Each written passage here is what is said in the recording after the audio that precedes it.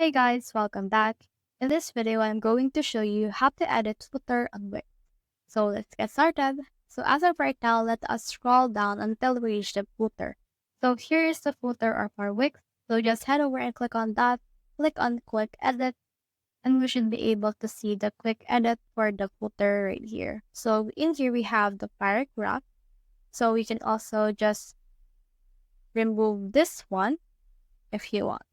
You can also change the strip background. So let's try to change it and let's add in an image. So for this one, you can also add in some photos of videos that you want.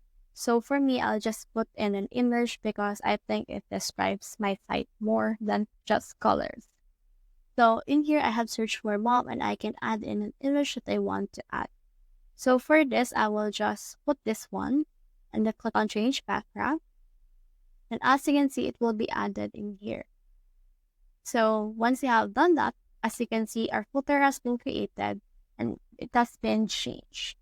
So that's the whole process. I hope this video helped you to edit footer on your Wix website. If you have found this video helpful, so please leave a like, below, or subscribe because it helps me reach more people. See you soon.